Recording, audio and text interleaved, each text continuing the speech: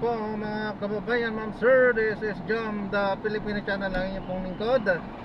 So today is January 28, 2026 at tayo ngayon ay papunta dyan yan sa may sa may Atis Street, Rizal, Taguig City. At dadalhin po natin yan Master Night sa may City Plaza Lane D, sa may Bonifacio Global City, Taguig. Okay, magbabalik po tayo mamayang konti pag nakuha na po natin sila. Disclaimer lamang po, ang content po natin ay kalsada at hindi ang passenger. Kaya nga naman, sakasakali man po na may marinig tayo mga pangalan ng lugar, pangalan ng tao, pangalan ng organizations, government o private man yan, ay wala pong kinalaman ng channel nito. At wala pong pinapatungkulan. Lahat po ng pinag-uusapan dito ay pawang dito lamang po yan sa loob. At wala pong pinapatungkulan sa labas. Ano po?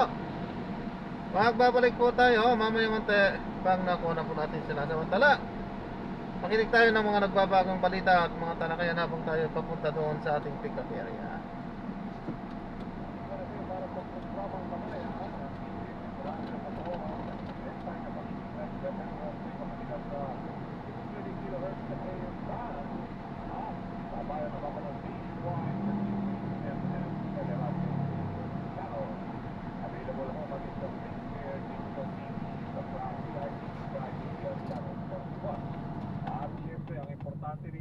Maaari ko kayo magpadala ng inyong mensahe sa DZMM Teleradio Viber number 0919-278-3000.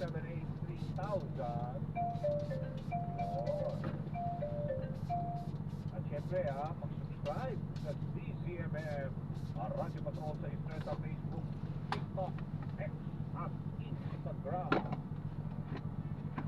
Okay, pagbago na natin ang ratsyada ng mga Radyo Patrol. Pangulong Marcos Jr. hindi nakadalo sa nakatakdang aktibidad sa palasyo ngayong umaga. Alamin natin kung bakit. Mula kay Christian Yuzores. Christian, out.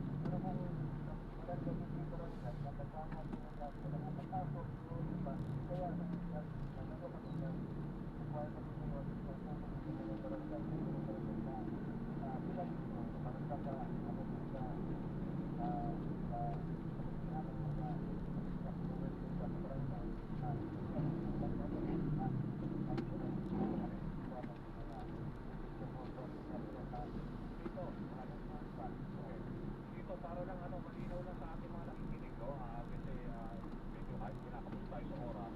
Pag sinabi mo po natin dito sa apat na barangay, doon na yun lang ang problema ng ASF. Contain lang sa apat na barangay para malinaw. At saka sabihin mo nga kung sa mga barangay na yun,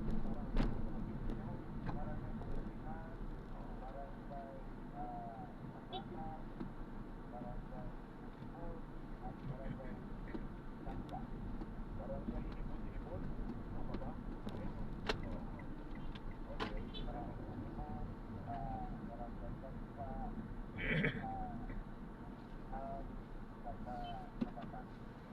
Marami pa ang yan, ang mga residente dyan sa apat na barangay na yan. As of now ba, masasabi natin contained lang sa apat na barangay. Stop na natin sila. Pero yung Maraming salamat po sa panonood hanggang sa muli. Ingat po at God bless. Paalam po muna. Pansamantala tayo ay gagawa na ng ibang video sa ating susunod na mission. Paalam po muna. Pansamantala, this is Jam, the Filipino Channel, ang inyo pong nagpa. Sige, para lang dun sa Paalam mga po. nakikinig at syempre, no, gusto nila makasiguro. Pero bago kayo bitawan, yung latest po pala sa Bulpong ngayon, meron pa tayong bagong update. Okay, so ngayon naman for the past 24 hours, nakapagtala tayo ng 240 volcanic earthquakes and yung rockfall events natin nasa 292 again, the past 24 hours. And yung plasticity natin, 37, medyo mababa ito kesa yung kasagsagan talaga, umabot ng 106 yung plasticity current natin. But right now, we still maintain the alert level 3 for Mayan. Alert level 3 pa rin. So far, meron bang mga i-issue ng ashfall that can be experienced by mga taga-Bicol? Kapag may malakas na pyroclasticity card, pwedeng mag-generate ng ash. Pero lately, wala nang report sa atin. Siguro dahil maulan din sa Mayon ngayon. So, yes, Okay. natatangay ng hangin kasi ano kagad na-erode kagad ang tubig. Ang alert level 3, still, yung pa rin, no, yung 6 kilometer radius, yun pa rin ang pinapatupad, di ba, na bawal, di ba? That's right, that's right. Ay, paalam po.